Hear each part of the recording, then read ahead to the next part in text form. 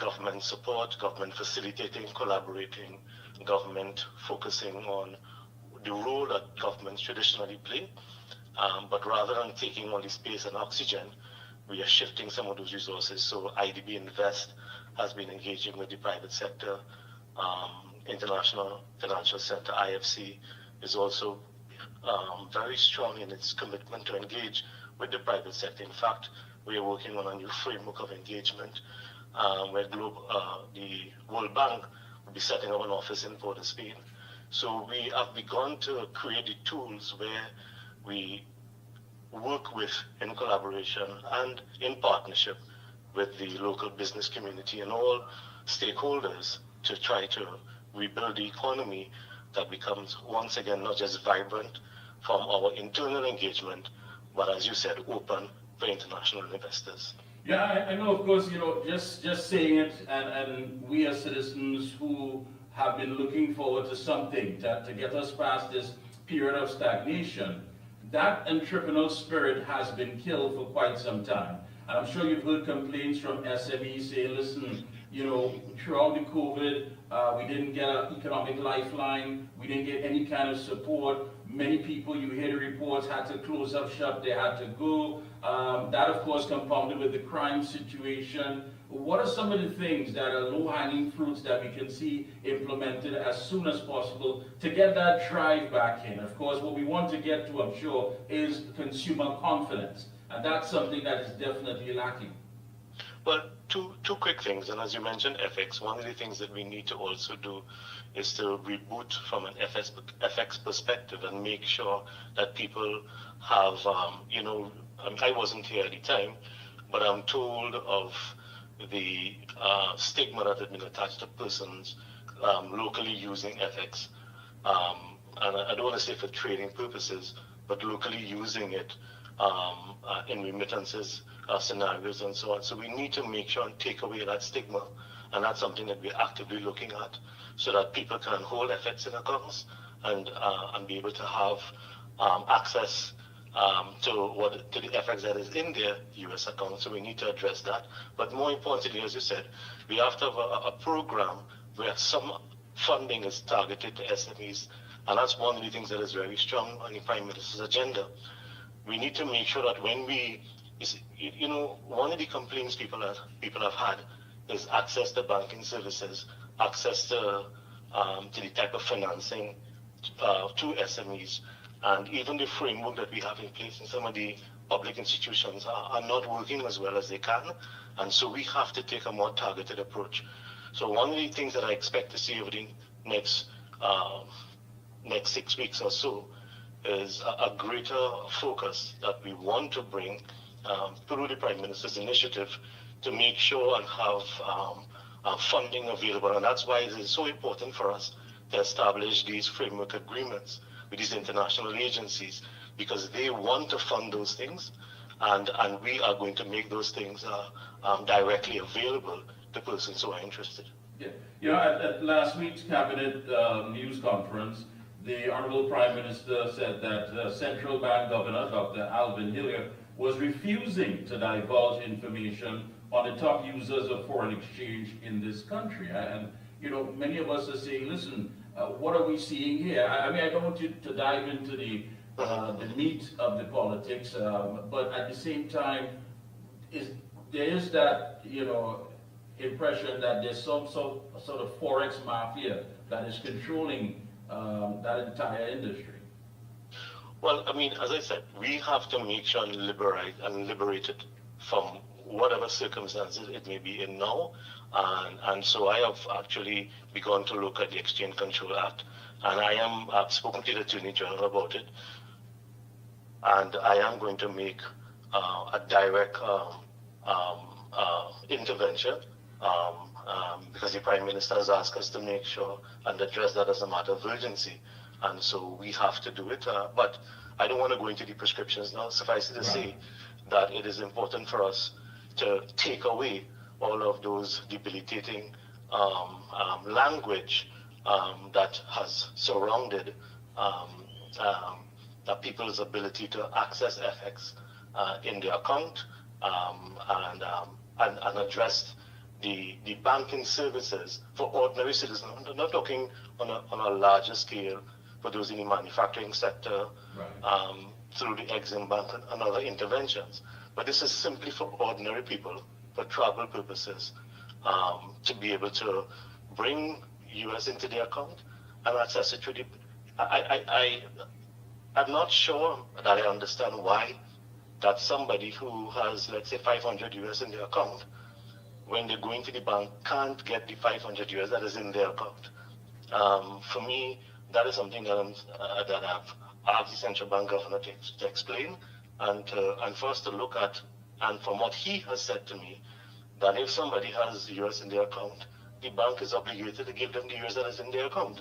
One would think so, and you're right, one would really think so. But which brings me to another point, the bureaucracy and the red tape. I mean, is it going to be somewhat of an ease to do business in this country once again? You've had so much reports of businesses that were striked off of the registry. Now, I think one has to understand that when you have a company and it's stagnant, that of course is there's no movement, nothing taking place. One looks to the government to set the tone, to set the mood when it comes to the whole economic factor, how things are going to take place, but you still have your obligations, your statutory payments, whether it be your green fund, whether it be your VAT, or whatever the case may be. Now, if there's nothing coming in, there's absolutely nothing taking place, then how does government expect these businesses to stay afloat?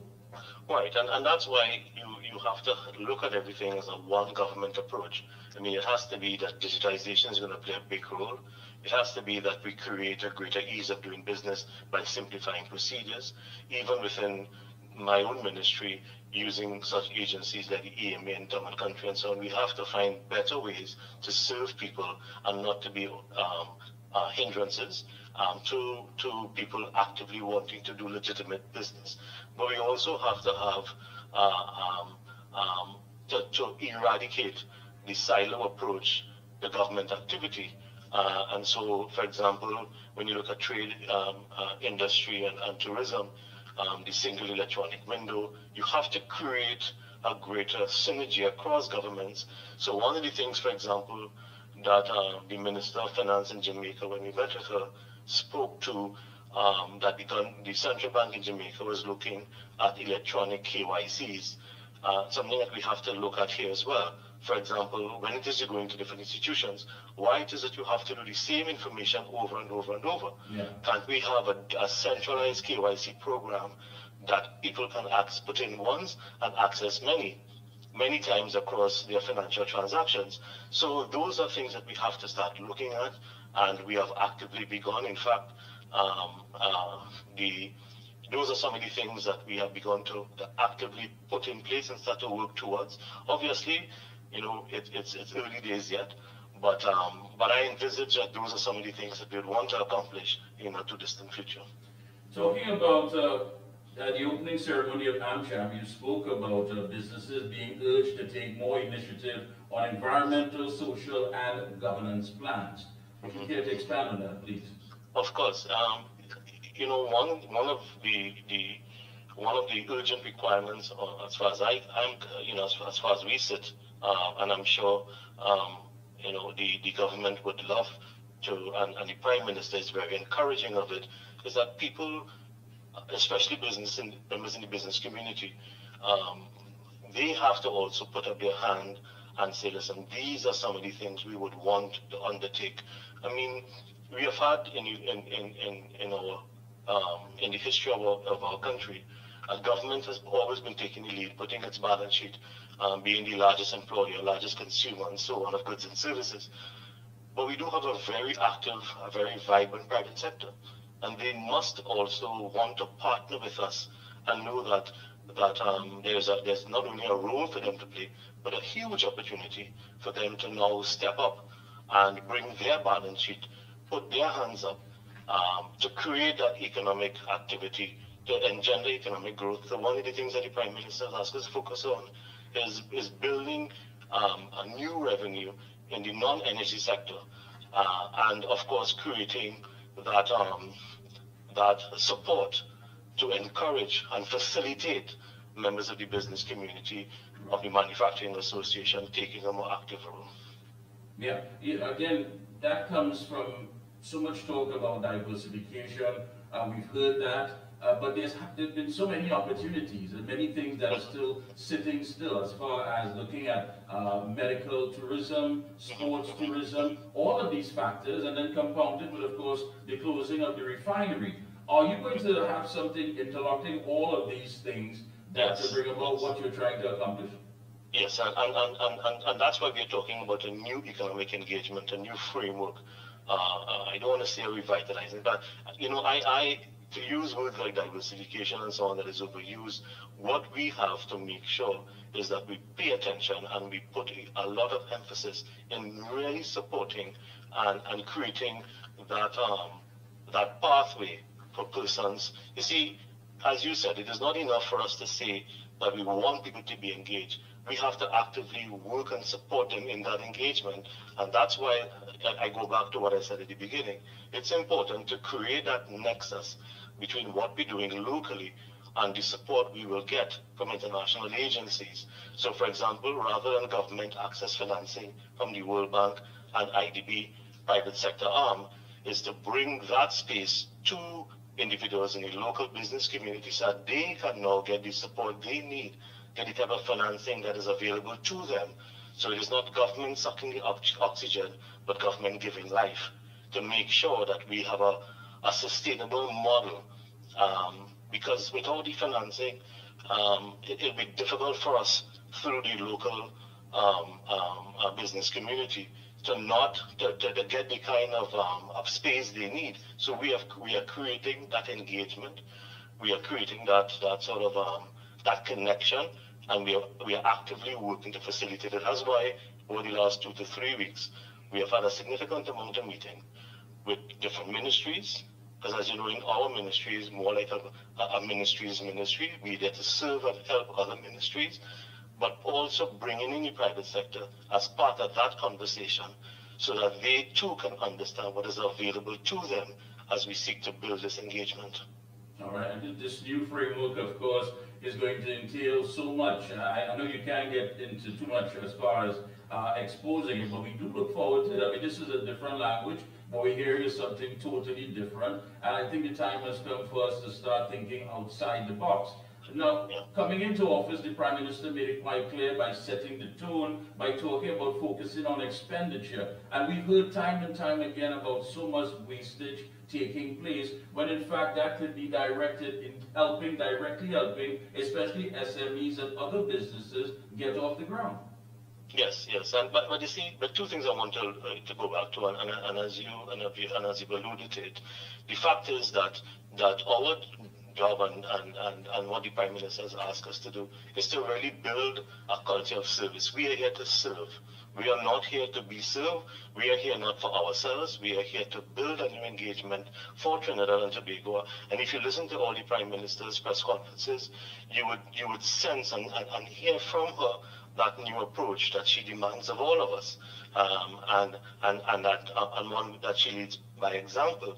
So when we talk about this new engagement, it is something that we not only we're not just talking about it, we are actively working to build it and make sure that people have access to us. I mean, you would see many times when in the past, and you will see it more in the future, that our role is really to go out, engage, and be available to all our stakeholders, to make sure that people feel that they can be included. And remember, I mean, I'm sure you would have remembered in the campaign, the whole idea is to give an opportunity for everybody, not just an opportunity for some, but an opportunity for everyone to participate in building this new economic framework. And that's why we have to focus on SMEs, we have to focus on microfinancing, we have to focus on a new engagement for members of the business community. It's all of government working in tandem to build that bridge that connects everybody to this to what is available.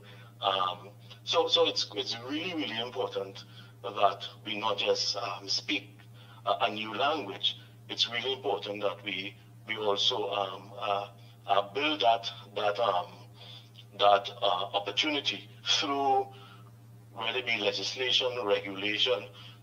We've been talking since we have gotten into government. We have been really engaging with everybody, those in our ministries, those in civil society, those in the labor movement, and the international partners. We have really been trying to make sure that this message, this way that the Prime Minister has led the engagement, is one that seeks to build opportunity for all through active engagement, and really trying to address areas like blockage to ease of business, areas of access to capital, and so on. So I mean, it has been a very deliberate. We haven't gone out as yet to talk about a lot of it, because we are putting in all the building blocks. But once the Prime Minister is confident that we have some of the main things in place, I am sure she would be very keen for us to then make sure and lead in this way. So it's quite it's been very engaging, very warming, very eye opening.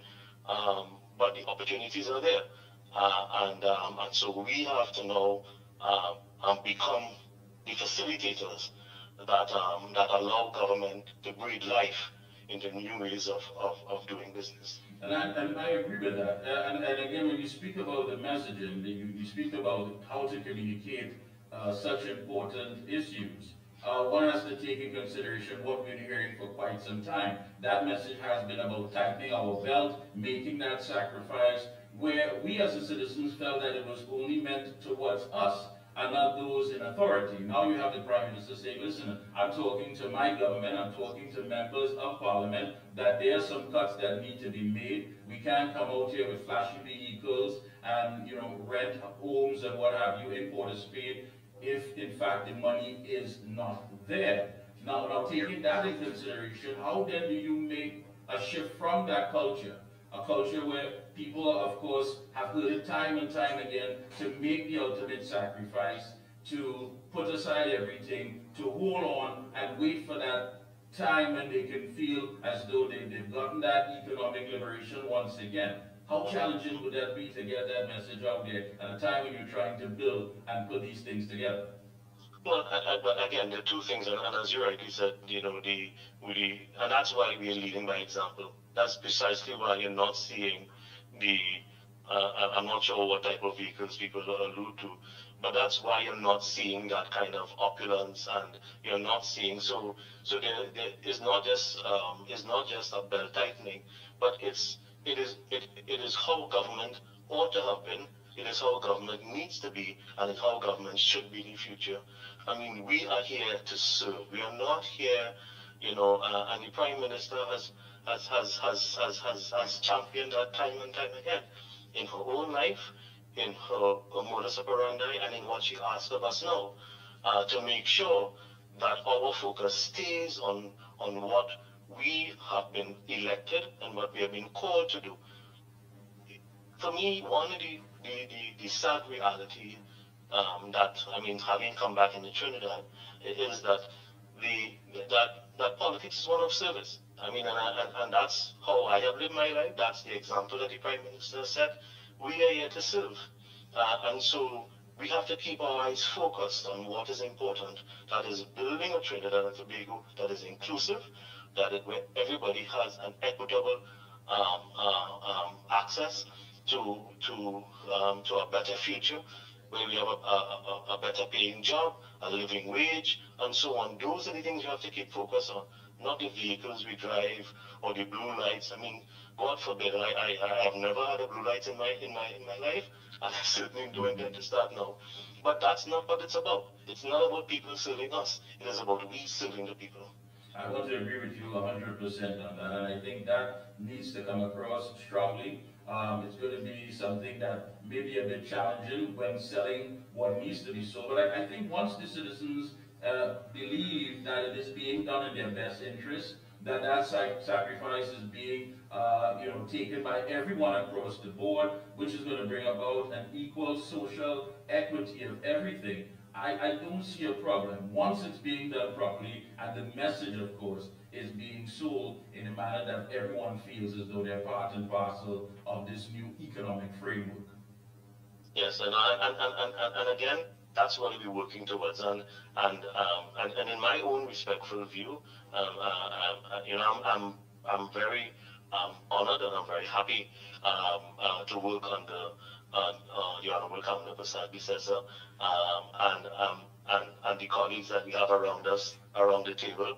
I want to tell you that the work is significant, but the work is so important because what we do now will build a framework for Trinidad and Tobago that I think that will have a greater participation from all sectors of our society. All right. Any closing comments? Go right ahead. No, thank you for the opportunity. We look forward to bringing everybody into this new equation, being a government led by the Honorable Prime Minister that hopefully will allow people to understand that politics is one of service and that we are here to make everyone in Trinidad and Tobago prosper from a new future and a brighter reality. Thank you so much, Minister Watson. Keep up the good work, and we'll be checking in with you periodically to see and get updated on what's happening. Thank you so much again. Thank you, Mickie. Thank you. And they have folks, the Minister of Planning, Economic Affairs and Development, the Honorable Kennedy Swatsing. It was quite interesting. He spoke about the new economic framework, meaning that there is going to be a shift. There is going to be a focus on SMEs, bringing back, of course, that entrepreneurial spirit that was there in 2010 to 2015. If you remember going to the registry, seeing people, of course, saying that they are going to jump into this this whole idea of owning their own business and getting things started, that seems to be coming back. And I think it's very, very interesting that, they are reaching out to let us know that, listen, any sacrifices will be, of course, taken across the board. And you heard the Prime Minister when she mentioned that she has put a cap on the vehicles and spending as far as expenditure. They have put a pause on advertising. So if you want to get your information, people like myself, the Observer, and other programs that are going to bring it to you, undiluted and straight to the point is what you need to be locked onto. So quite interesting. We wait, we see what takes place, and as it develops, once again, we can come out of this period of stagnation and get the economy running again. Take a short break. We'll be right back. We're speaking to attorney at law, Keel Taklasing, and he's talking about the stand your ground laws when we come back. The Excel brand delivers quality service. I would recommend Omega Excel to everyone. Take care of yourself, take care of your health with Omega Excel. If Omega Excel works for me, it will work for you. Over a period of time, I started feeling stronger in my knees, like to add more pressure. Oh gosh, this place hot. And the AC in this car not working. Check Ryan Air. Ryan Air is ranked among the best in TNT for auto air conditioning service. They specialize in repairing and servicing all makes and models of vehicles and heavy equipment. They also stock a wide range of parts. Give them a call at 640-5828 or visit them at number 41 Cane Farm Road, Tacarigua, or email ryanairac@gmail.com. For prompt and efficient service, look no further than Ryan Air. When you say TNT's construction boss, then there's only one company, Lacroix Construction Services Limited, specializing in general construction, industrial maintenance, manpower resources, transportation and lifting, and equipment rental, excavators, bulldozers, dump trucks, lighting systems, and everything for your project. We have affordable prices. Call now 267-0000 or 431-0012. Lacroix Construction Services Limited, TNT's construction boss.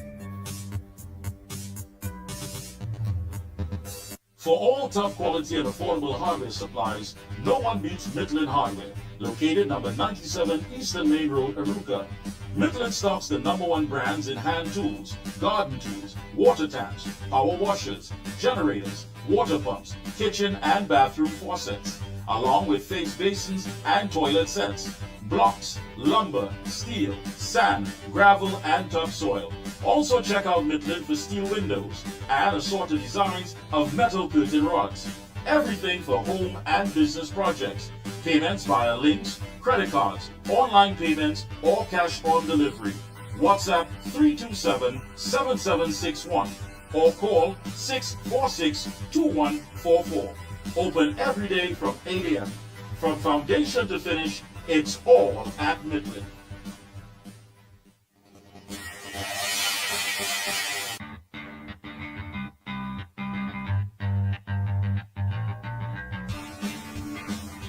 Husqvarna, a global leader in outdoor power equipment, known for its high performance, durable and innovative products, tested and proven by generations of professionals.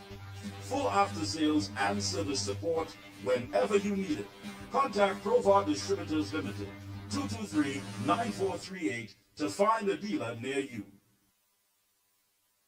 Limiting chronic inflammation is important for so many conditions that occur. I had a lot of pain 4 years ago. I used to have pain in my knees and my hip. Taking it for arthritis. Omega XL saved my life. Then I started to realize, well, hey, I could use my hands, I don't have any pain. All in all, I am pleased to say that the Omega XL has worked. And we are back. Thank you, Master Control. Thank you so much. And joining me is a man who is no stranger. We have interviewed quite a lot of people, and he's one of them. Let me say a pleasant good evening, pleasant Sunday good evening to Kyle Taklaxing, attorney at law. How are you, sir? I am good. Good afternoon to you and good afternoon to your listeners. Yes, and viewers, always good to have you. And the viewers, yeah. Good, it's been a while. You made it quite clear that you support the Stand Your Ground law proposed by Prime Minister Kamal Prasad Dessessa and the UNC administration. A measure designed to protect citizens in their homes and to ensure the law does not second-guess decisions made under extreme duress. Now, many people have weighed in on this, and I think she has made it quite clear. Listen, if you have a problem with it, then simply don't go out there and try to get anything to defend yourself. I mean, it's your choice. What say you? Give us from your perspective. Tell us why you support it. Well, first of all, that last sentiment is somewhat correct, because at the end of the day, one of the points I also make is that this is a matter that we're not sneaking in. The UNC isn't sneaking in about it. It was front and center of its political campaign. It's not as though, it's not like the Petrotrin issue where the former government suddenly closed down Petrotrin. This is something that the UNC campaigned on. Ms. Prasad Dessessa was quite colorful even in her language, in the way she described a citizen and his right to defend himself and his property. And therefore, it should take us by no surprise that this would be one of the first legislative measures that the government is going to go forward with. In a democracy, we can have different views about policy and legislative enactments. What we can't disagree about in a democracy is the way in which we decide those issues. One of the ways we decide those issues is by an election. This matter was on the ticket. It was front and center of the United National Congress's campaign, and therefore any move to enact Stand Your Ground law is certainly one that has democratic legitimacy.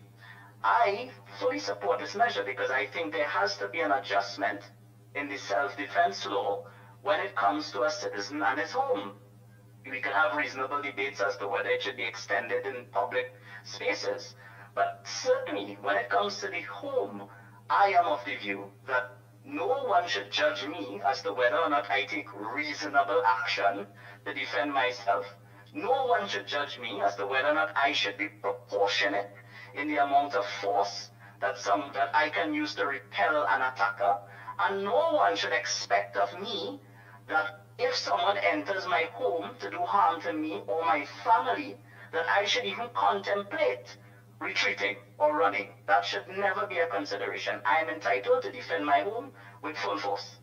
Yeah, and you go on to say that the idea that a homeowner must behave reasonably during a home invasion is absurd. Reason is a luxury. Terror, chaos, and adrenaline are not conducive to legal analysis. The only reasonable objective is to live. And I want to agree with you, my friend, 100%. Yes, that sense of survival, that is something that kicks in. I mean, let's be honest here. Someone coming into your home to invade your space, to invade the space of your family, you are not a mind reader, you're not a psychic, you don't know, the intentions is not to just open your refrigerator, make a sandwich, and leave. They're coming in, and they're coming in for what belongs to you, your possessions, and it's not that many times they're simply going to just take that and leave. Someone could be sexually assaulted, someone could be hurt, someone can be killed. There's no way to determine that because, again, you don't have time to click and just make a psychological analysis of what's going on. Your space is being invaded and they're coming for you and your loved ones. Exactly. I mean, I have had the unfortunate experience. While it did not end up in a confrontation, but I was at home and someone broke into my house. I was aware. And I can tell you, it's a fear that paralyzes you.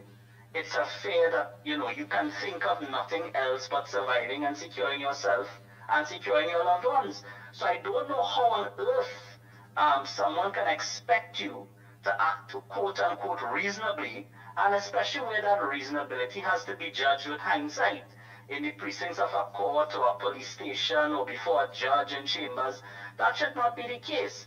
It should be that it is presumed that once I decide to defend my family, that should be in the law, that it is presumed. In law you have presumptions. It should be a presumption that as long as someone enters my home to do harm to myself or my family, then it is presumed that once I defend them to the fullness of my ability, I am acting reasonably. No one should judge that by any other standard. And I really can't think of any logical argument to the contrary when it comes to your home. I remember, now I listened to the PNM press conference some time ago, with all due respect, and I heard Mr. Rawi, former Attorney General, saying, well, the law might be applied unequally. I have no idea what he meant by that, none at all. The only equality I am concerned with is putting myself on equal footing with someone who's breaking in my home. And I should have the equal right to do him as much harm as I see fit if he's coming into my home to harm me or my family. There was another issue they raised about, well, how do you define where the area is that you're going to pass this, or where is your home? I think it's quite easy and obvious for anyone to define where their living space is, where their home is, and the common law and the law of England and UK and Europe and everywhere for hundreds of years. There's centuries of jurisprudence as to what is trespass law and what is home and boundary and land boundaries and that sort of thing. So that should be no problem to put in the legislation. There is simply no real legal, moral, or logical argument as to why this law should not be enacted to protect homeowners. Well, there are many who seem to have a liberal perspective on it, in the sense that after the fact, and this is all after the fact, that when it does set to say, listen, this young man came into your home, he came from a broken home, he came from an area that is definitely, geographically underfunded, it's not developed, he didn't have the best schooling, he wasn't academically inclined, and these are things that come after the fact. And you hear this from people who are now saying that, this standing ground law isn't good. But again, when someone again steps into your home, you only have a few seconds to make an assessment. When you're talking now about social issues that may have brought this young person or whoever it is to commit a crime where they can start believing that they can invade your space, then whose responsibility is that? Yes, and I am one who respects the sanctity of life just as everyone else, and I'm sure Mr. Sadbisasa and the entire UNC does. But at the end of the day, we have a real problem in Trinidad and Tobago where home invasions are rising and rising and rising. It's been happening for too long. And what do? We know, and it is accepted, that when you make alterations in legislation, it has the ability to change societal behavior. And it would send a signal to persons who are thinking about or planning doing some type of home invasion that, look, if I break in that house, there's no reasonability. The UNC has empowered citizens with one, more liberal access to FULs because that is a stated policy, and two, that in someone's home they can shoot and kill and not be prosecuted. So if I go inside that house, I could die. You therefore assume the risk.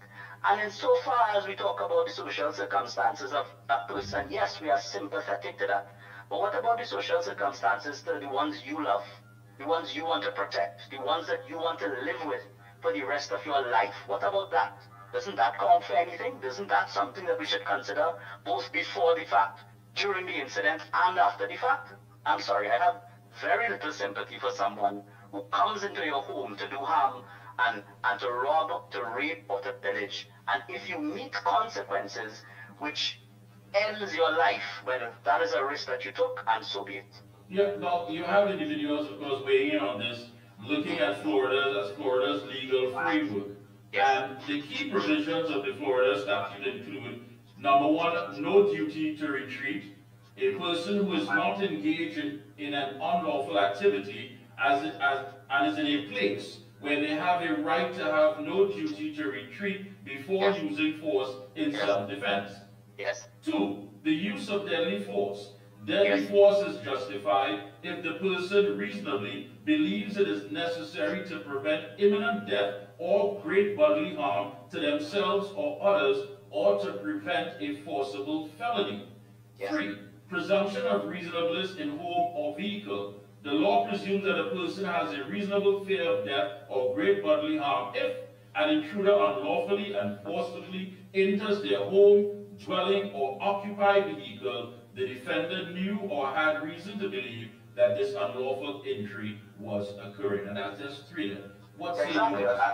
Exactly. The third one is what I spoke about. There should be a presumption of fear in reasonability once a person. So if you're out in public, someone approaching you, you may say, look, let's assess the circumstances. But when you're home asleep, someone breaks in your door. I remember Sergeant Alexander, I keep saying Sergeant Alexander, Minister Alexander now, when he gave that depiction of the postcard press conference where he took off the lights and he said, that was very chilling. That is chilling, and that is what happens, right? So in those circumstances, shouldn't it be reasonably presumed that you are in fear for your life and you will act? Of course.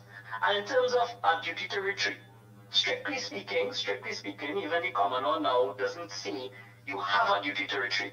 But what it does say is that retreat is something the court will consider whether you could have retreated. And in that regard, it is somewhat akin to a duty to retreat. So what we say is there should be nothing about retreat. There should be no expectation at all. That should be the policy for standing ground law.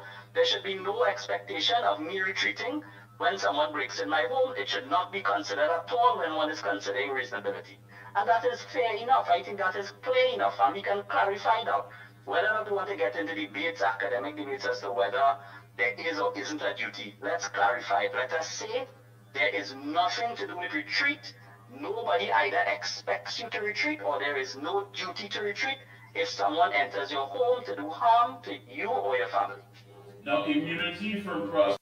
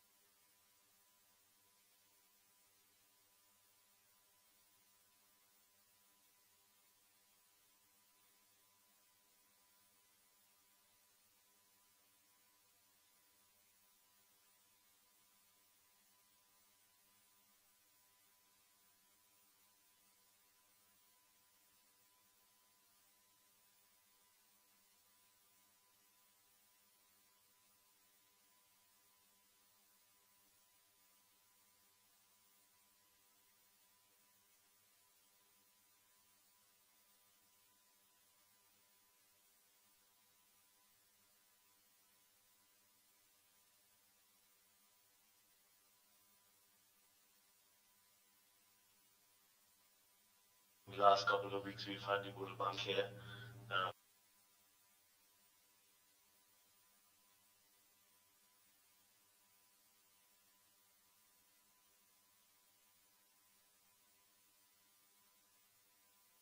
From implementing the policies which they promise on the platform to go, and you need to allow the UNC to choose their board members to start corporate governance in the state special companies, special purpose companies, because that is where the governance trickles down into the special purpose boards, the RHAs, the other corporate entities, the vehicles which allow governance to take place.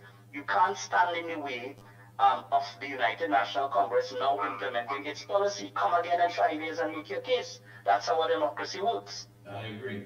Again, thank you so much for taking time out this evening, on this Sunday evening, to link with us here. It's been very insightful. Keep up the good work, and we'll be checking in with you periodically to get an update on what's happening. Thank you so much. Thanks a lot. Good day. Take care. Master Control, what was said by Kamala Prasad on this issue? Stand your ground. She made it quite clear. Please run that for me, please. Now to stand your ground laws. I think the ongoing debate on this is very, very healthy on stand your ground law. It helps people to understand the issues. However, we will go through with stand your ground laws as we promised in our campaign. We will do it. Ask yourselves this: why should you have to retreat in your own home? So that's the old law, you retreat. Why should you have to retreat in your own home when you and your family are being threatened? Why should you have to decide between defending your family or not defending your family because you're fearful that you will be prosecuted later? There are frivolous arguments about aiming for the criminal's foot and hand and leg and whatever it may be. That is unrealistic in home invasion situations because you're already so terrified that you will be such a marksman that you could aim for the two. So we will bring the stand your ground laws to defend yourself and your families. I say to citizens, stand your ground legislation is passed. If criminals invade your home, stand your ground for your loved ones. Do not hesitate. Send them straight out to the hospital. Send them straight out. Take a short break. We'll be right back speaking to businessman and cultural promoter Randy Glasgow right here on The Observer. Stand your ground. The Excel brand delivers quality service. I would recommend Omega Excel to everyone. Take care of yourself, take care of your health with Omega Excel. If Omega Excel works for me, it will work for you. Over a period of time, I started feeling stronger in my knees, like to add more pressure. Oh gosh, this place hot. And the AC, and this car not working. Check Ryan Air. Ryan Air is ranked among the best in TNT for auto air conditioning service. They specialize in repairing and servicing all makes and models of vehicles and heavy equipment. They also stock a wide range of parts. Give them a call at 640-5828 or visit them at number 41 Cane Farm Road, Tacarigua, or email ryanairac@gmail.com. For prompt and efficient service, look no further than Ryan Air. When you say TNT's construction boss, then there's only one company, Lacroix Construction Services Limited, specializing in general construction, industrial maintenance, manpower resources, transportation and lifting, and equipment rental, excavators, bulldozers, dump trucks, lighting systems, and everything for your project. We have affordable prices. Call now 267-0000 or 431-0012. Lacroix Construction Services Limited, TNT's construction boss. For all top quality and affordable hardware supplies, no one beats Midland Hardware, located number 97 Eastern Main Road, Aruca. Midland stocks the #1 brands in hand tools, garden tools, water taps, power washers, generators, water pumps, kitchen and bathroom faucets, along with face basins and toilet sets, blocks, lumber, steel, sand, gravel, and topsoil. Also check out Midland for steel windows and assorted designs of metal curtain rods. Everything for home and business projects. Payments via links, credit cards, online payments, or cash on delivery. WhatsApp 327-7761 or call 646-2144. Open every day from 8 a.m. From foundation to finish, it's all at Midland. And we are back. Thank you, Master Control. Thank you so much indeed. Joining us is a gentleman who is well known across this country. Yes, we heard about Randy Glasgow Productions every year, bringing us some of the best shows. Let me say a pleasant good evening to businessman and cultural promoter Randy Glasgow. Welcome, sir. Thank you, Mikey, and a special good afternoon to all your listeners, wherever they may be. It's a pleasure being in the program for the first time. Thank you. It's a pleasure having you on. You've called for local focus after the cartel controversy. You raised concerns about the controversial booking of Mr. Vibe Cartel, and you broadened the critique. You're urging the entertainment industry to reflect and commit and recommit to local talent. But that's easier said than done, Mr. Glasgow. I mean, the thing about it is that, there's this old saying, if you build it, they will come. And if it's a good quality, then they will continue coming back. Right. But when you don't have that product, when you don't have that quality, I think there seems to be a sort of a wide gap between the patrons who are letting go their finance to be entertained, and between that and the promoter who seems to think that he can give you almost anything when it comes to providing that entertainment. How then do we recommit to our local artists if the product is not top class?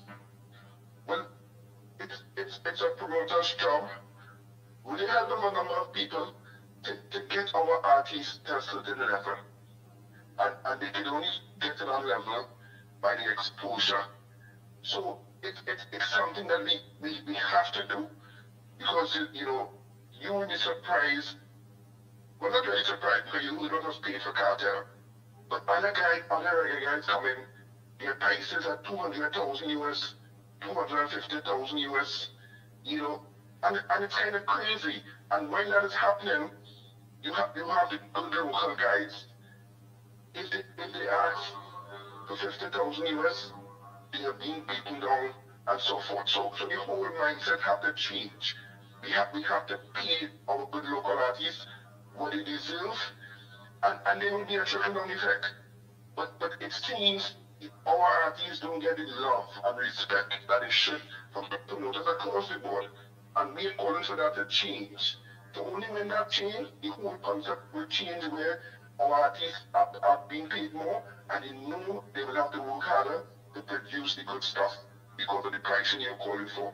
So that is where we at, and we have to make that difference and make that change and make that sacrifice. But it's worth it, because this is our country, it's our culture, and we can't ask outsiders to do it for us. Because I always of the opinion that people of the islands and so forth, they don't love us.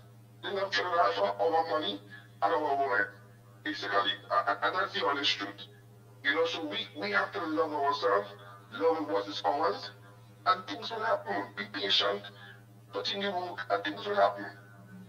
Yeah, but again, it's a sort of a give and take situation. As the promoter, I want to get back the most on my investment as far as my return. And as the artist, I want to be paid, of course, based on the fact that, listen, I can draw a crowd, I'm giving you the best that I have to offer. So how then do you come to that one, that one page where we can both agree, rather than saying, listen, I want to beat you down. My thing is to make a profit. I'm not concerned about developing the art form. I am not concerned about who has to, come up in years to come and be part of of anything. I want to make my money, and I want to make it now. You're calling 3,005? Listen, I'll give you 1,005. Now, bear in mind, this did not take place overnight.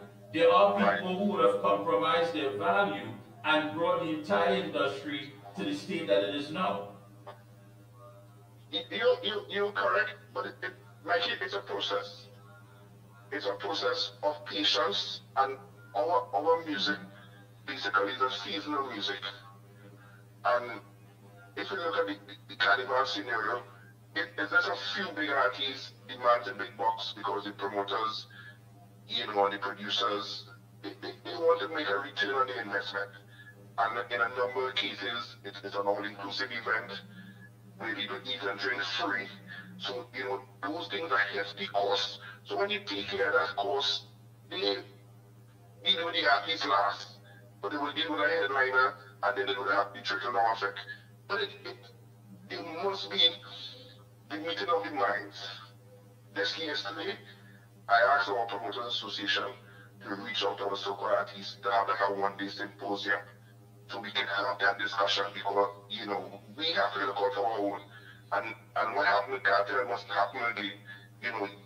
Artists run, not artists, sorry, the promoters run to these hyper artists because they feel they can pull a crowd and so forth, but local guys could. In Carnival, catch the sell, voice the sell. So it's to have the patience and work with it so you can have events that you can mix. But there shouldn't be no outright reggae show or R&B show. You must have some local content, like all parts of the world. And this is where the evolution will start. This is where the confidence, will be gained by the people. Because when you see local stars on the same stage as the major stars, those guys perform. And they perform very well. So we need more of that. And the whole concept will change. With timing, our guys will command, the stage outside of Carnival, and deliver for promoters.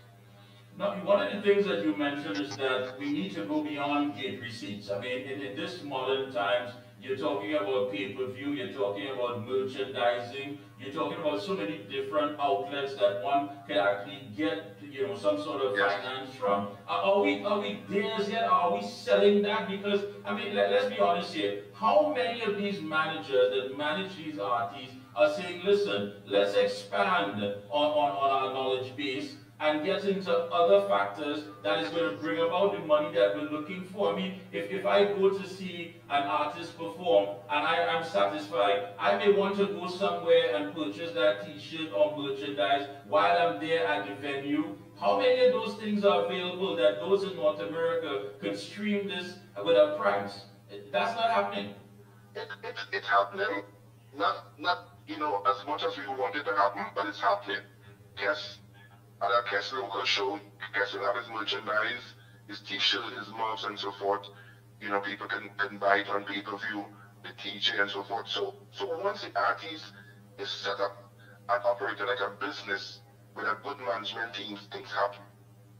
So all the guys who are properly managed, a lot of things happen for them. A lot of the other guys feel, well, they ain't ready for management because management will take away a big portion of their fees and so forth. So they want heavy cake, so they are the ones that will be left behind. But you have to be broad-minded enough to know you alone can't do it. You have to work with a team and people doing different things. You have a sponsorship manager, you have somebody seeking, whatever the case may be. And that is how the business is supposed to run. That is how the foreign artists operate. And they operate at a high level of success because of that. You have professionals surrounding you, doing everything possible to raise revenue. And I'm confident someday, we'll reach there. We made a call yesterday that we feel Trinidad is deserving of a second carnival. A second carnival to help boost our local economy because, we were oil and gas based for many years. Things was happening and making a lot of money. But with the decline in revenue from those sources, our governments over the years have been pumping money to Carnival by the billions. So we honestly feel the time is now for Carnival to reap some benefits for our country. It can't be a one-way street. So we are saying, we are the Mecca of Carnival. We have the ecosystem in place so we can make masks for several countries at the same time. So let's develop this second carnival, which will help a lot of the artists who are making music during the carnival and look at play. We have a carnival too that can pick up the slack in a number of areas. And it can also be that renewed call, that kind of local focus. Because if you're having a second carnival, you have to start a market from June, July, August. So that's 3 extra months of local music, local content being played that wasn't played before. So things like that, can make things happen for our industries. A lot of people see it and feel, well, like to a bacchanal, to whatever it is, but let's think about our country. Let's think about, You raise a very strong point as far as having a team when it comes to an artist, whether it be a public relations specialist, a booking specialist, a marketing specialist. Do you believe that government could play a role in having these things set up as part of the cultural, cultural aspect of things? Well, actually, to be honest, our governments over the years have invested in, enough money in the carnival and the art and so forth. So the time is now where the government can play a supporting role. Government own radio stations, TV stations, they make it available to these artists to promote their music and what they have to do. So be a facilitator. We own several venues, facilities, the stadium, the Napa, wherever it is. You formulate a plan so these venues become at minimum cost to our artists who are looking for exposure and sell themselves. So that is where the coordination needs to take place. Not the government dipping into the treasury and had enough money like years gone by. Things have changed. All right. And that's a strong point. I want to put you on the spot here. Let's say that the government gives a call and says, listen, Randy Glasgow, you have a budget of $150 million for 3 years. Would you be able to create a sort of an economic exit after that 3 years to say, you know what, I need no more money from you, no more handouts, no more subsidies, no more grants. I believe that what we have now can stand on its own and generate the revenue that is required? I don't need 3 years, I need 2 years. Because you know, Mickie, and you call a figure, hit it on the head where every year government gives NCC 150 million or they are about to spend for carnival. And a very high percentage of that money is spent on things that is not necessary or really needed. You spend money on a carnival village when there is a grandstand that is empty. You're building a calypso tent for $9 million next to a carnival village that is free. So it's obvious nobody will pay to go to the calypso tent. So you could itemize things that is not necessary. So we could do a carnival, at a minimum cost and make sure it works for the country. It shouldn't be like the NCC. I always felt need restructuring. NCC shouldn't be just a distributing arm to give a big check to Tuku, NCB, and Pancho and Bego and collects nothing. It shouldn't work like that. I feel if government is subsidizing those organizations and doing something, if they do an event, you have to put aside some money for government also. Government is a partner. So government can't through FCC do all this work and build up infrastructure and rent portfolio and do all this and then you just come in and do your event, make your money and go to the bank. You have to give the government a portion. So things like that, in 2 years, things will change drastically. We honestly feel we are an era of self-sufficiency. So in the past, when an organization getting 16 million a year, 17 million a year, the money is scarce. We can't do that now. You're right. So you have to show us what you can do, how you're spending your money, the things you're doing, and we will help you. We have to help you market yourself because a group of guys running our organization, they were not trained in marketing, they were not trained in business, they do anything and try to do as best as they could. So you need the experts to help you. You need the fundraisers, people to help you, to make it work. And that is how it's supposed to work. So that way you will get away from that dependency syndrome. As we have it for years, 10 years, 1 billion spent. And we have nothing to show for it. That are facts. You're right. You're right about that. And I think that the time has come for things to change. I think the culture needs to change within the culture. And start thinking outside the box and see how best these things can become self-sufficient to stand on their own. This is taxpayers' money, and the Prime Minister has set the tone that expenditure should be the focus. Cutting expenditure. And I agree with you. And the Prime Minister is on the button also. She said basically if you're an organization receiving government funding in the past, you have to tell us how that money was spent. You have to, if you ask, and you have to give accountability to the nation, to the Prime Minister, how you spending the people's money. And if you're not satisfied in that regard, how could you be giving more money to spend? You're right about that. You're right about that. So we got it. But you know, a lot can be said about this topic, and there are some people who may feel as though you're taking them out of their comfort zone. But I think in the long run, this is to benefit the culture and by extension the country.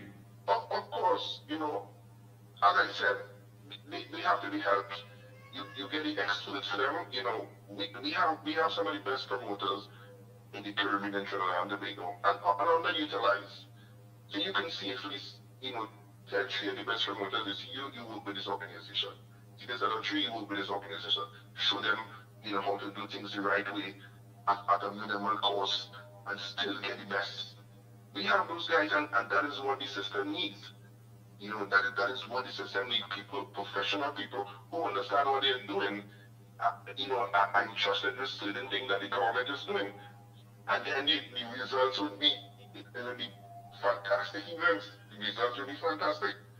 So everything is there. It's just the guidance, how to do things. You know, I am confident with our new government, our Prime Minister, our Minister of Culture and so forth, things will be done differently to the benefit of the country and the citizens. Like, if I can allow me to say this. Go ahead. The Trinidad and Tobago last big carnival was under the Honorable Ms. Kamala Sisa in 2011. People just feel, well, you know, they know nothing about carnival, whatever, but our last big carnival festival was 2011, where Marshall won 2 million. The first time ever a Calypso singer won 2 million, if you remember those days. Yeah. That was under the leader. So people don't have to be frightened, and whatever the case may be, you do things differently because you understand the thing like a science, and you have the right people doing the right things, and everything will fall into place. My friend, we wait and see how this develops. I'll be checking in with you, of course, to get an update. And I must say, I really truly think that, you know, that plan about becoming self-sufficient in less than 3 years is something that we must take seriously. Yes, and we have to encourage it. Yeah. You know, what I recognize as excluded is the right people approaching the sponsors and so forth to help, because everyone knows government is there, so there is no need to raise no sponsorship money. And that is wrong. You know, that mindset have to change. You have sponsors there who are willing to sponsor, they get the tax write-off. Don't get complacent and say, well, the government is there to support us, so we don't need to do this. You have to do it. That's right. You have to do it. That's right. Again, thank you so much for taking time out to link with us this evening. Randy will be checking in with you again for an update. Thank you so much. Yes, brother. Thanks a lot. It was a pleasure being on your program. Thank you so much. Take a short break. When we come back, we speak to the Public Utilities Minister, Mr. Barry Pepper, right here on the Observer. Just to remind you, our bodies are under stress from environmental toxins to work stress to poor food choices and low nutrients in the food we eat. Our bodies are under a lot of stress. So pick up your bottle of Omega XL. It provides the health benefits of many fatty acids. Get the most powerful, all-natural, anti-inflammatory supplement on the market today, Omega XL. We'll be right back. The XL brand delivers quality service. I will recommend Omega XL to everyone. Take care of yourself, take care of your health with Omega XL. If Omega XL works for me, it will work for you. Over a period of time, I started feeling stronger in my knees, like to add more pressure.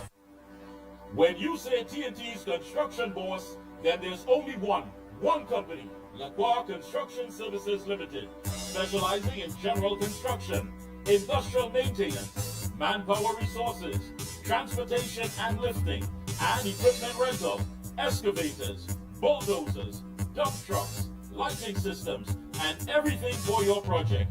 We have affordable prices.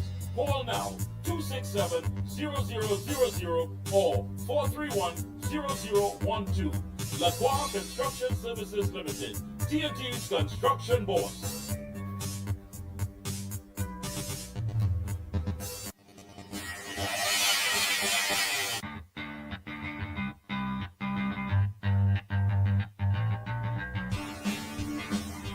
Husqvarna, a global leader in outdoor power equipment, known for its high performance, durable and innovative products, tested and proven by generations of professionals.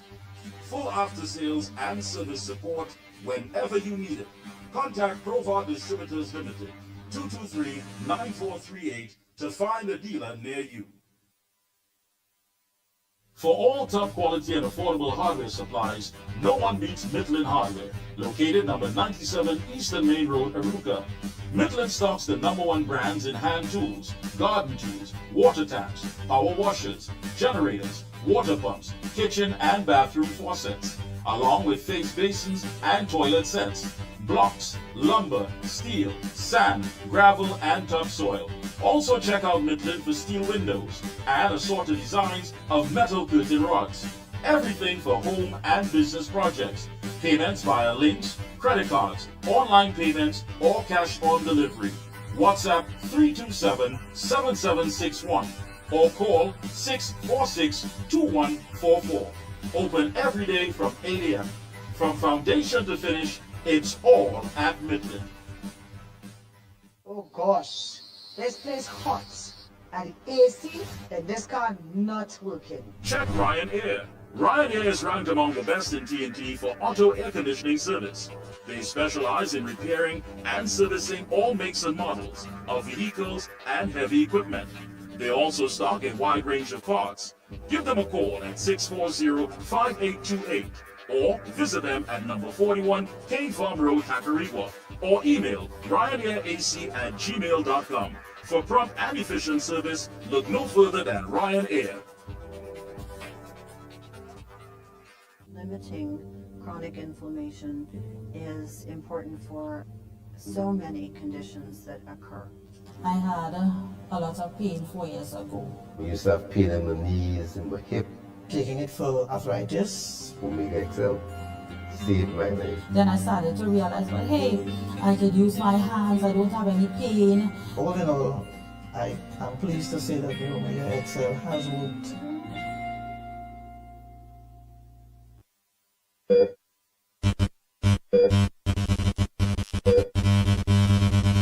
Calling all the crews and the twos and threes. Everybody don't know June 14th. Go get the tickets on Highland E. Big Bad Show name recovery. Representing for the ACE. Yeah, everybody like one family. Full blown spreading only positivity. Well, if you're looking for me, lucky for you, my friend. I in a good spirit. I drink in a good spirit. June 14th we there. But we must represent for we brethren here. Yeah. Good spirit. I drink in a good spirit. We outside for a good reason. Support, befriend them in any season. Yeah. My friend and them couldn't tell you about it. Good. When you say TNT's construction boss, then there's only one company, LaCroix Construction Services Limited, specializing in general construction, industrial maintenance, manpower resources, transportation and lifting, and equipment rental, excavators, bulldozers, dump trucks, lighting systems, and everything for your project. We have affordable prices. Call now 267-0000 or 431-0012. LaCroix Construction Services Limited, TNT's construction boss.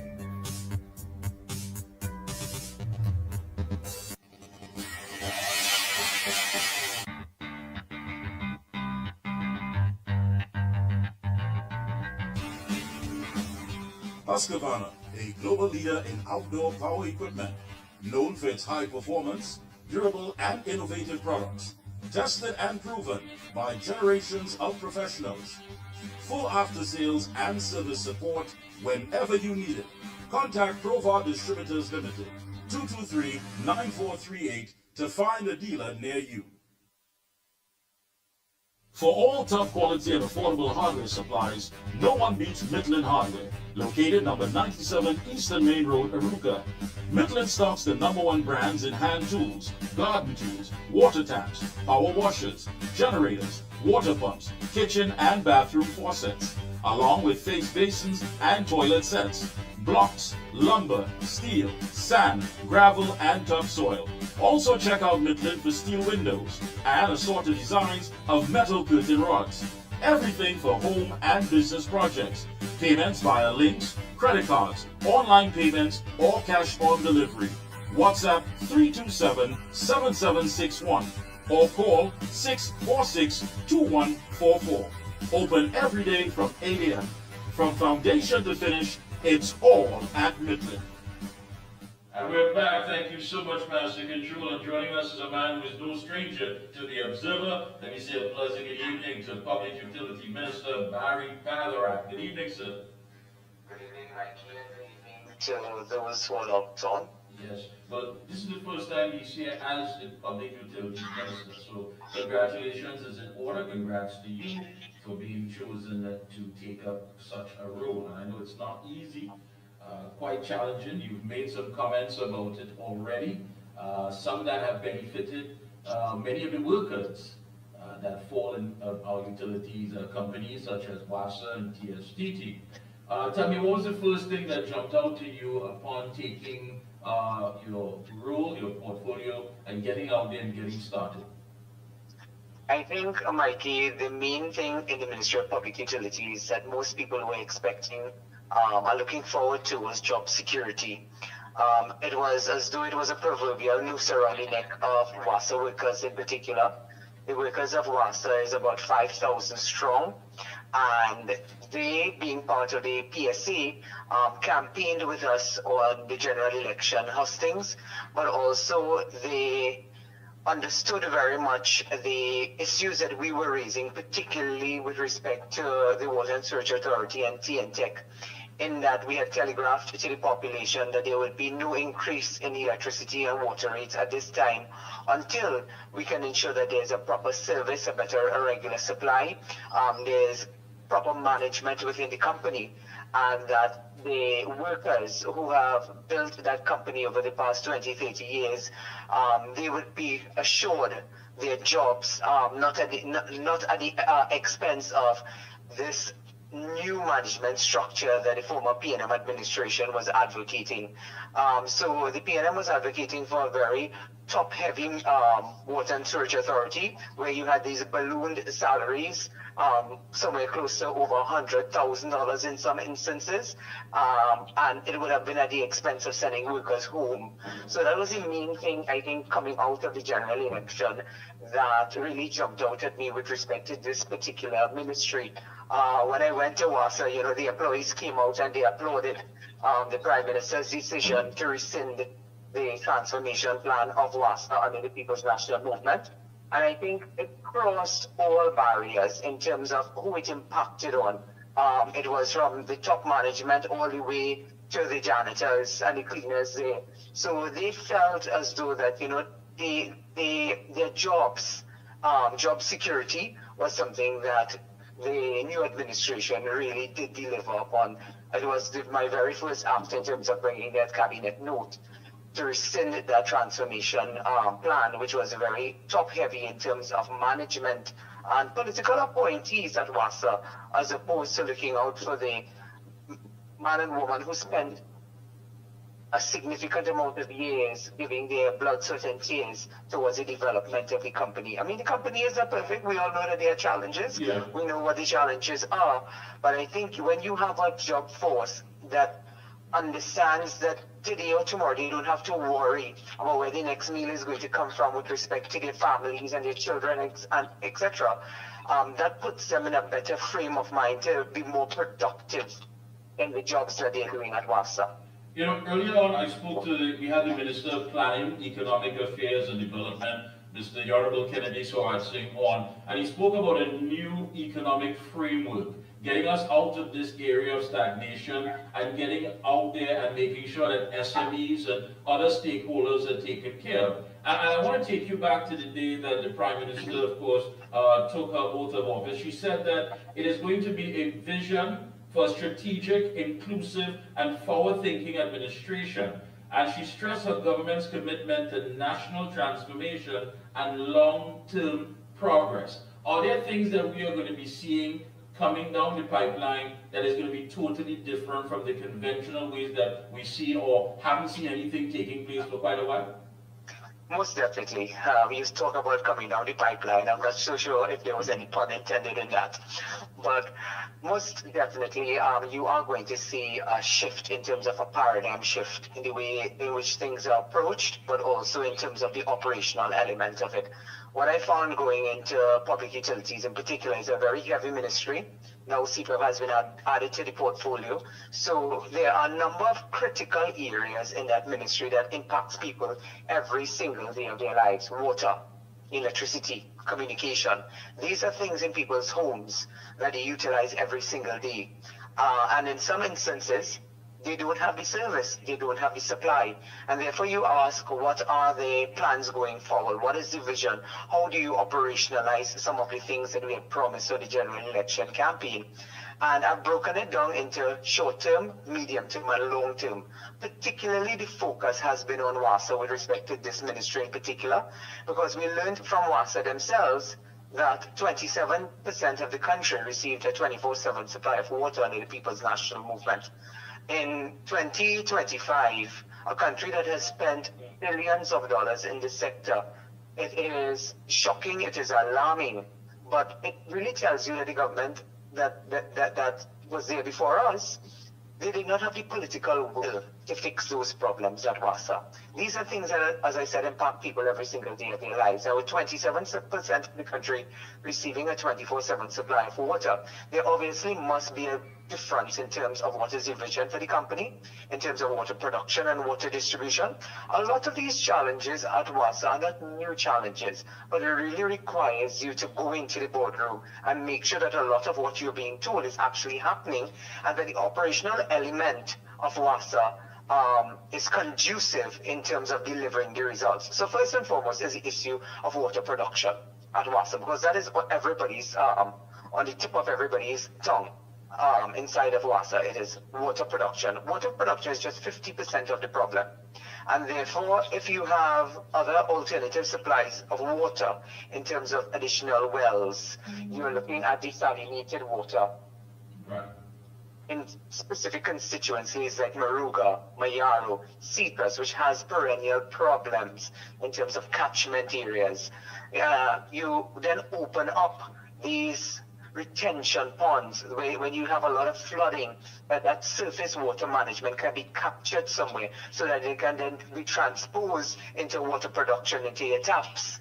Those are the areas that we need to look at with respect to water production. But then the other half of the problem, which to me sometimes is a more critical part, is the water distribution.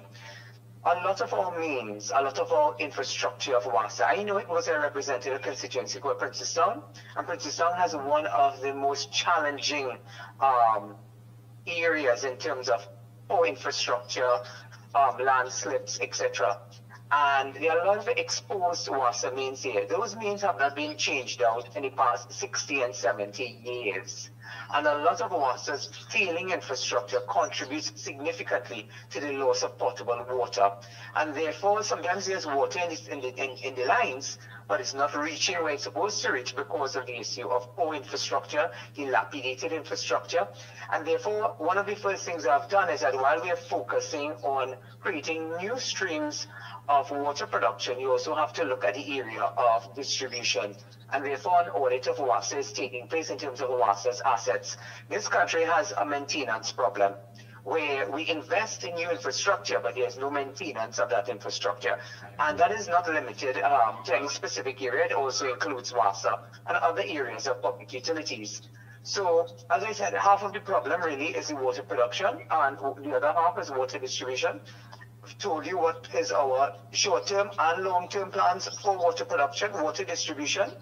I'll give you an anecdotal sentiment, Mickie. Yeah.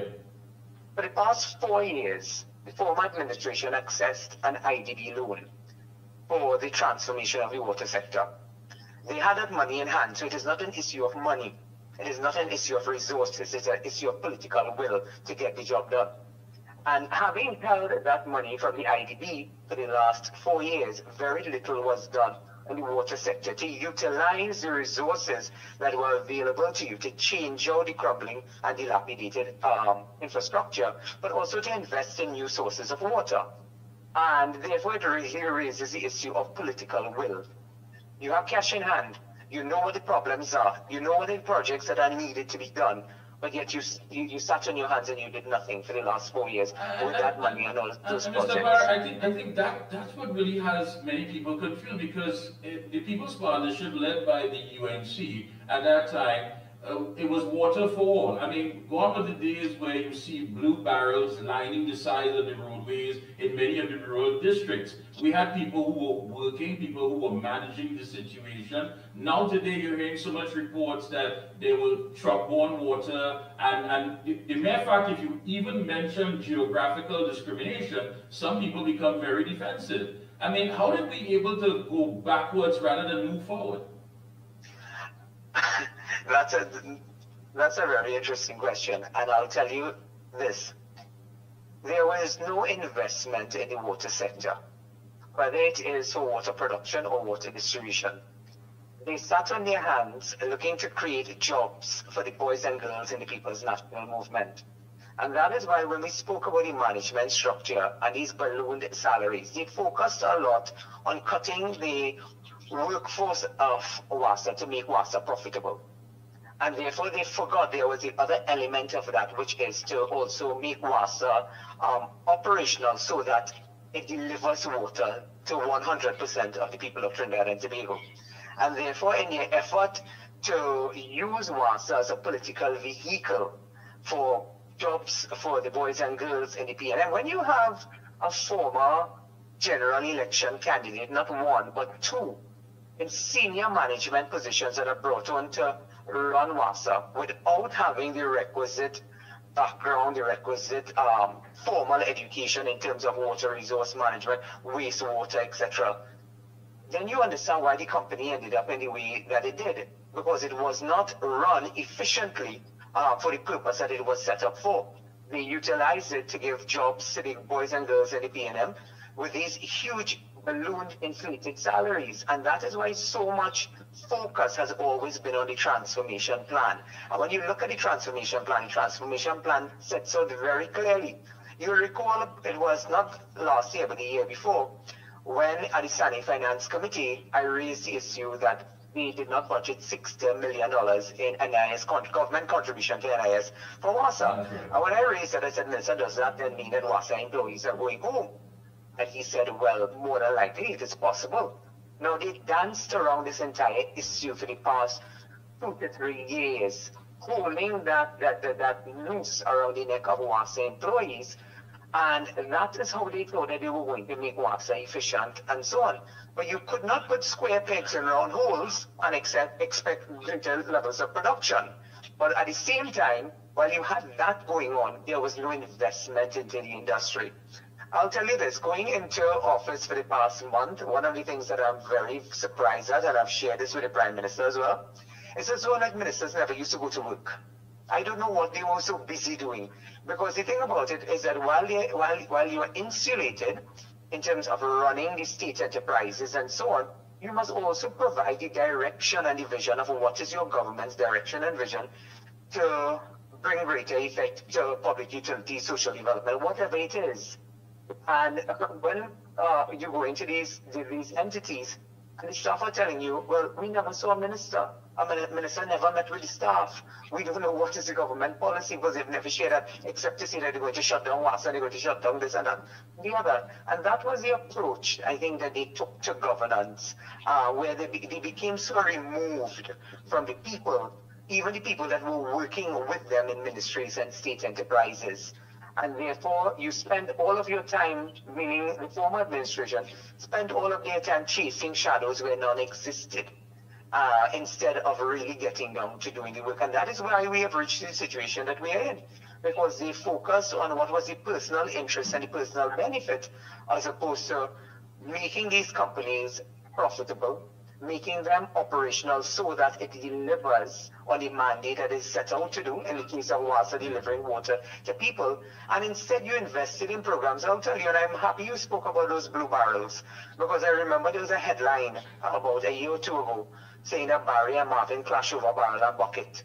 I could not imagine in the year 2025, with so many billions of dollars invested in the public utility sector, that the ministry still had something called the rain harvesting water program. And when I asked, what is this rain harvesting water program? It is essentially what you just described, about these buckets and barrels being put on the outside, and you're giving people buckets, barrels, and tanks, and you think that that is how you empower them. Those things may work for today and tomorrow. What then happens for the years to come? You still continue and expect that they will full rainwater from barrels and buckets all the days of their lives, and their children will carry on that? No, a responsible government will ensure that progress, that you see the tangible progress by developing, and that is why I've been speaking particularly about rural communities. While we invest in the infrastructure all over Trinidad and Tobago, from north to south across in Tobago, you also have to pay a special focus and emphasis on rural communities that have not had the opportunity to develop like other parts of the country that are more urban. And therefore, what then happens when these communities, they don't progress with the rest of the country, and they are just simply forgotten? And a lot of that happened in the 10 years, and that is why I spoke about the geographical discrimination. When I saw the WASA reports in terms of underserved areas in the country, it cannot be that one part of the country gets a 24/7 supply of water based on end, and then you have places like Mayaro, Maruga Tableland, Chetaria, Cedras, Point Fortin, and I think maybe that's why the people of Point Fortin voted them out, which came as a surprise to some. It wasn't a surprise to us, because people of Point Fortin, some of these heartland PNM, what was considered heartland PNM constituencies, voted them out. Right. And a lot of that had to do with simple things like water. I remember being in opposition and people would be calling every day, can you help? Can you raise it? And they had sitting members of parliament who were in the government that never sought to assist in relieving some of these challenges. You're right, because we get bombarded on the radio stations almost every day of some areas that haven't had water supply in quite a while. Now, you also mentioned, of course, that as far as CPEP, which falls under your purview, as using the program, the former government, as a slush fund to benefit senior party officials. Yes. Well, I've also described it as political prostitution. Because why I say political prostitution, to best describe what happened at CPEP, is that they were utilizing the CPEP teams, threatening them to attend if they don't attend PNM meetings, that they will lose their jobs and so on. But also prostituting the program politically, so that they will have a stranglehold on the employees, one, the contractors being the other, because of the financial returns that they hoped, and in many instances I'm sure they received. Because when you hand select over 360 CPEP contractors, and when I went into CPEP, this information was not readily available to me. I subsequently had to speak with the staff and so on. And then they started to share what was going on there. They never saw a minister, but they received instructions by the phone, who to hire, who not to hire, who to fire, etc., etc. And a program meant to be a transition for out of that type of work into something more sustainable became a vehicle, a political vehicle to keep the People's National Movement in power for the past 10 years. And that is why I also described this program as a runaway horse. Because I saw former Minister Rawi, who the people of San Fernando West voted out resoundingly. He's all over the place talking about the way being salacious and dangerous and so on. Yeah. But the thing about it is that we must tell the people of Trinidad and Tobago what we found when we went in there. Because they used the resources of the state as though it was their personal resources. And that is why they're finding so much difficulty in disconnecting themselves from ministerial jobs. because they believe that this was their own personal kingdom. And I'll give you one anecdotal situation that I found in CPAP, and it really puts it into context of how they ran this country. They rented a building, and you know, Mrs. Pasabi always speaks about his recusals. Yeah. They rented a building for CPAP that received cabinet approval, was never outfitted for 3 years and 5 months,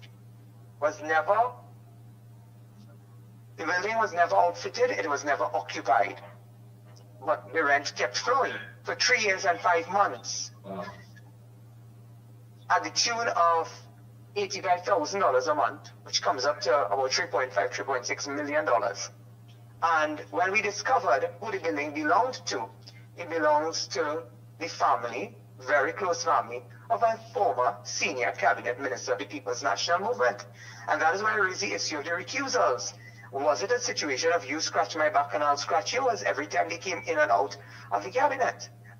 But they used these companies, they used their positions to remain in power by political handouts and so on, but not using it effectively to take people out of those destitute positions and giving them something that is more sustainable.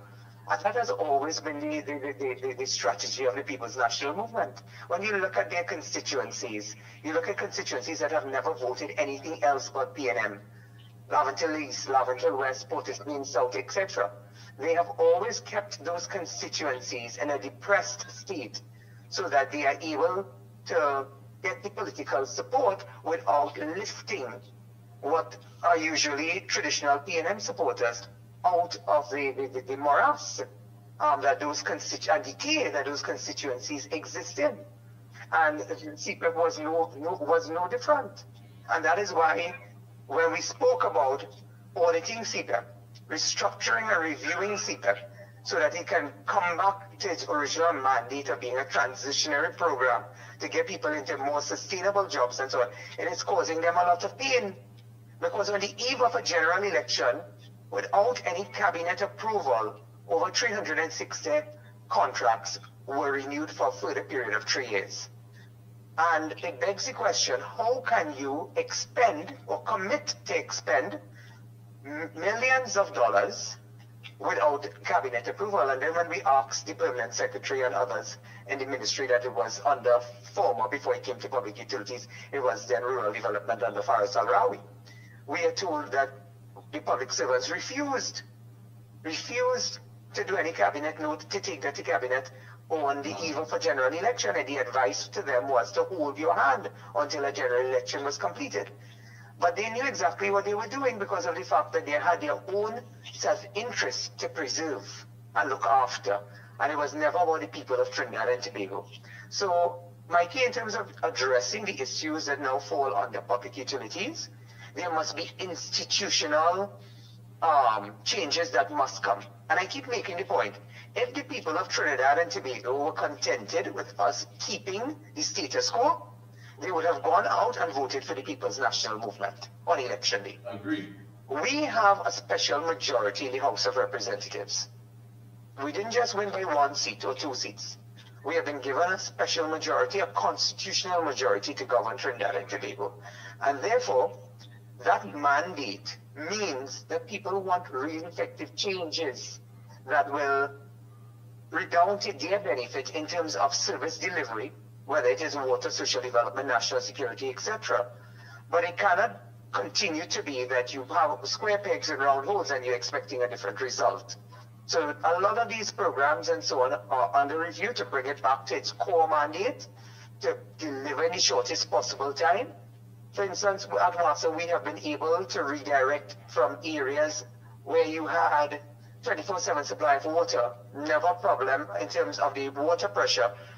We've been able to redirect some of those areas to go into areas which didn't have water for sometimes a month, 2-3 weeks. And it really requires you to have the political will, because for years I have been complaining in opposition that WASA puts out these water schedules. But when you check your taps, there's no water coming through the taps, even though they tell you on Monday you're getting water. They never kept to those schedules. And I repeatedly raised it as a opposition member. And the then minister would say, well, no, there's a water schedule. But it requires you to have political will. As tedious as it may sound, simple things like water in people's taps mean a lot to them. And therefore, on a daily basis, my phone is inundated with empty days of water here. I'm sure it's throughout the entire country. But first, you have to put yourself in those situations, and representing constituencies in rural communities really gives you a different perspective on life, and in terms of how government treats with those constituencies. Let me ask you this, Minister, and even back with the People's Partnership, the government led by Kamala Prasad-Bissessar has never withheld information as far as always forthcoming with what's taking place, what's developing, what's on the agenda. Do you believe that sometimes this comes across to others, which she has warned that not to take her kindness for weakness, and just trying to be as forthcoming as possible, that many may seem to look for kinks in her armor and try to bully her? Because many people are weighing in on the post-cabinet conferences that there seems to be media personnel who would act in a certain manner which would not be the same with Dr. Rowley, former Prime Minister, as they do now with our current Prime Minister. Oh, most definitely. We have taken notice of that as well. And I'll give you an instance. On Thursday last, I was asked about an employee of the Salcott being appointed to the board of WASA. And I saw that there was a social media blogger that is associated openly to the People's National Movement. We all know who she is. And she had put out that, and I double-checked. I said, well, we could not have done something like that. And I double-checked. And would you believe that the exact same issue that was put out by that PNM social media blogger came up in the postcard, and he could not tell me because the media tried to put it out as though that it was an issue that was making its rounds, and it was not making its rounds. It just came from that one person, from the PNM social media team. And when I checked, I said, well, no, we could not have made a mistake like that. When I double-checked, it was a lie. It was a complete fabrication. The person was never even employed at the Salcott. So I understand exactly what you're saying, but the thing about it, I think Mrs. Prasad-Bissessar has demonstrated that we have learned from our past experience, and we also know that the elements that continue to support the People's National Movement, whether it's the media or anywhere else, that they're not just going to roll over and die.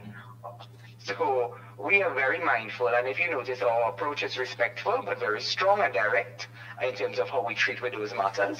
And you know, I'm very happy as well to also share with you that the government throws its full support behind Mrs. Prasad-Bissessar in terms of how she has been handling some of these matters, not pussyfooting around them.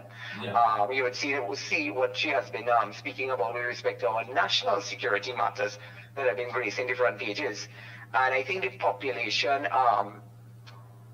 for quite a while, they wanted the return of a compassionate leader, which we have in Mrs. Prasad-Bissessar, but someone who will tell it as it is. And I think the population, despite the efforts of the PNM social media bloggers and others, the population is truly appreciative of that. That is the sentiment that I'm picking up.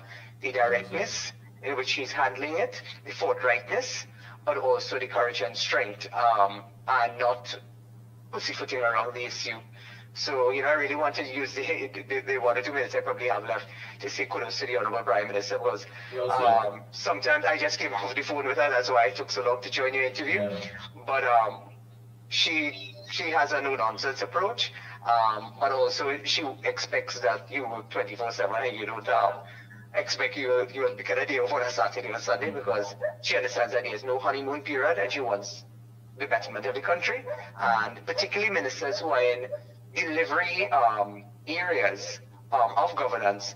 She has mandated us, you know, to start looking at what are the short-term, medium-term, and long-term. And I've shared some of what the long-term are with you, as well as some of the short-term and medium-term. So yes, we are starting to see progress. It will come. It's just only been a month. But there are several ministries that have started to deliver. People have already been telling me, you know, they never used to get water, now they're getting water. MP Vandana's ministry, she was able to clear a backlog of over 6,000 applicants who were just languishing under the People's National Movement waiting for their pensions. She's been able to clear that.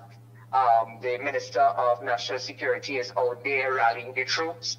So a lot is happening, a lot will happen in the future, but it really requires you to have the political will. And I think after the 10 years that we have stayed in opposition, we are very mindful of the suffering that is out there. You know, sometimes the challenge is that you can't meet the expectations as quickly as they come, but the population has been, you know, really understanding. And I think once we continue to communicate with them and they see that their MPs and their ministers are out there working, they understand that they're in this for the long haul. And as I told you earlier, we have a constitutional majority and there's so much to be fixed. But I would safely say we started the fixing of it. I agree with you. Thank you so much for taking time out on this Sunday evening to link with us here and bringing such information. Very insightful. Keep up the good work, and we'll be checking with you periodically to get an update as things progress. Great. It was nice speaking with you. As always. Thank you. Take care. Right. Hey folks, want to get some calls in as quickly as possible. 225-9790, 225-9790. If you want to make a WhatsApp call, 494-0938. We want to give you like a little 5 minutes, get your calls in. I know you had quite a lot taking place this evening. Minister of Planning, Economic Affairs and Development, Kennedy Sawat-Singh, Attorney at Law, Kail Takla-Singh, businessman and cultural promoter, Randy Glasgow, and of course, you just heard from Public Utilities Minister Barry Pallarat, who is saying, listen, the Prime Minister is not going to be bullied, because I know many of you are waiting on that, and have been calling me and saying, Mike, I don't like how, you know, what Rowley done fellas wasn't getting on, so, you know, look at these post-cabinet conference, they want to bully the woman and ask her this and ask her that. Well, that's why we need to have our own thing going, and that's important. Let me see what's happening here. Yes. Good evening, good evening. Good evening, Mr. Mickie. How are you going? All right, how are you? It's good, man. Good, man. Good to see some progress taking place in this country. I see your boy, Alan Ferguson, saying that he want to remove all the derelict ships around the Chagaramas area, boy, for free. Yeah. So I think you should get one of these ministers who deal with that issue to deal with that, because it seems to me that Trinidad and Tobago was a scrap iron republic for the last 10 years under the PNM government. So if the UNC can remove all them scrap iron boats and Ferguson could put some money in the pocket, that would be good. That's what he's saying. The country. That's what he's saying. Right. So I think that's a good move. Yes, because if we were moving derelict things in the water courses, I think around the country should be cleaned up also. And what these individuals doing, they're polluting the country with that sort of all these sort of byproducts, petroleum, and that is a no-no, because it will cost more money to clean up that than to prevent it. So remove all of them, I say, and let them do that. Furthermore, the minister now has done a lot of things that they're doing here. We see people getting water who wasn't getting water before. The minister of social welfare cleaned up a whole backlog of people who was trying to get grants and social services for the last 10 years, and they wasn't getting. And also the Ministry of Education going to start a clean up back there too, with these set of hyenas inside the country who was abusing people, innocent children. But that's Vidori, who sat down there, made a video, I don't know if you see it today, where she came out and said that PNM people children doing that abuse to other people, and she said she had help the PNM people, but she ain't talking about the people who get abused, Mikey.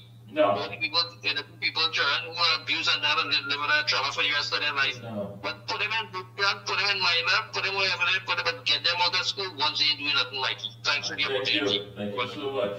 That's what we're talking about, man. Here we start to get reports of people who are getting water, adequate water supply. We're starting to hear reports of people who are getting their stuff done. So that says quite a lot. It really is. That's what we want to hear. That's definitely what we want to hear. Who's on the outside? Good afternoon, Mikey. Good evening, sorry. Good evening, to you and to everybody out here. Mikey, when Mrs. Bissessa was sworn in on the 1st of May, she got the Jesus syndrome. She was able to hear, to let the deaf hear, the mute speak, and the blind see. Because suddenly people who had that problem for the last 10 years, they had an epiphany. And now they are talking, they are hearing, they are seeing all the things that was going on. Mikey, I don't know if you heard that video with William Monroe. When Yes. he was one that had a big epiphany, Mikey. Yeah. That I am shocked to know that after 10 years, that man had so much, he had a mouthful to say about what the PNM was doing to African people. And all those people who want to come now and talk about what this government, that this government uses African people, they should be ashamed of themselves. They should listen to William Monroe. Our next person I want to talk about is Gatsby Dolly. Gatsby Dolly have no shame as a former minister of education to come and talk about what Mrs. Pasabi says they intend to do. Mikey, it's about time they bring out the big stick. Because it's just too long, this nonsense with bullying and fighting in school. It is going on and nothing is being done.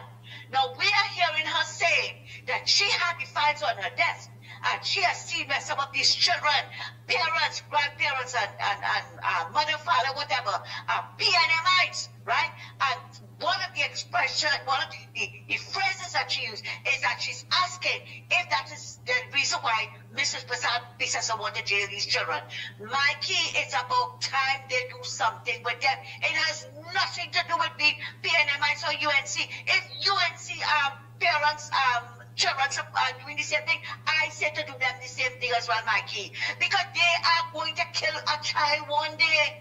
Look at what they did to this child. And that is all Gatsby Dolly, whatever her name is, could stand up on that PNM platform in front of the women and say that we have to help support them.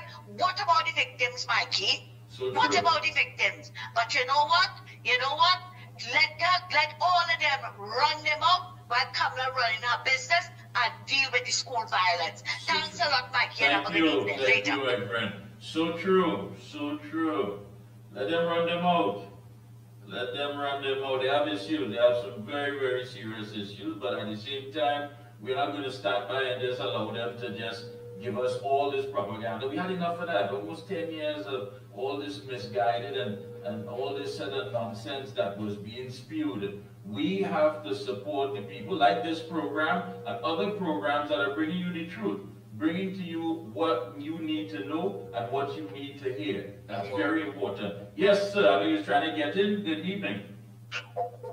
Pleasant evening to the observer, Mr. Michael Kerr. This is one Mr. Tabakit here. Yes. Yes, sir, welcome. Program. Or good program. I endorse everything which was said by the Public Utility Minister, Minister Barry Padera, the Honorable Barry Padera. One of the things he mentioned in regards to geographical discrimination with water, that was so for the last 10 years. But let me say something quickly on Randy Glasgow. While I endorse what he is saying to include local artists, when you're having such mega concert, you would want to bring in big name. And if you don't have the sponsors, you realize the international people like Vibes Cartel, they will have international private sponsors. And the only way for our artists to go internationally, this is what we need to do.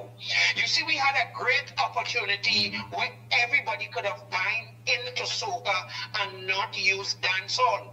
And that is the backlash is facing Trinidad and Tobago because we continue to use the Jamaican style and not use local arms. Mr. Michael Kerr, I thank you. Good program. Thank you so much, my friend. Appreciate that. As we wrap up, I want to say a pleasant good evening to each and every one of you.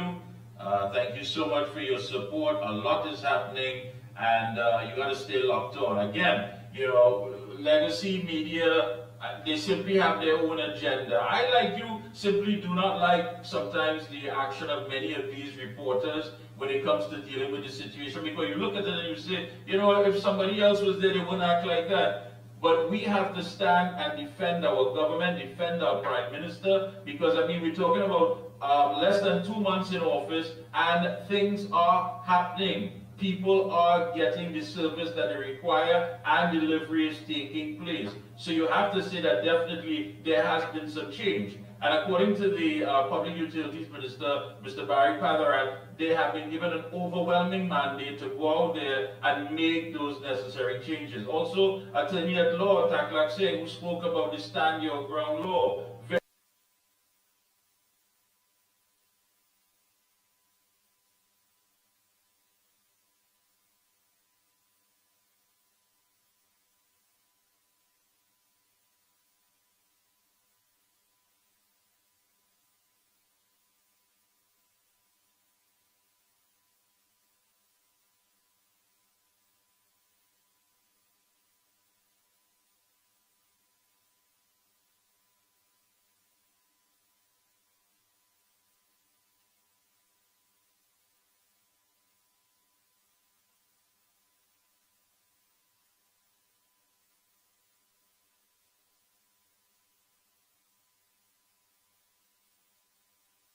Very interesting, and he's right.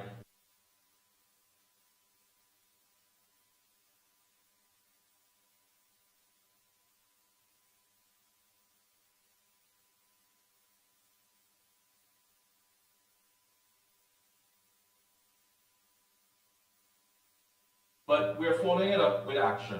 Have a good one and be safe out there. Take care.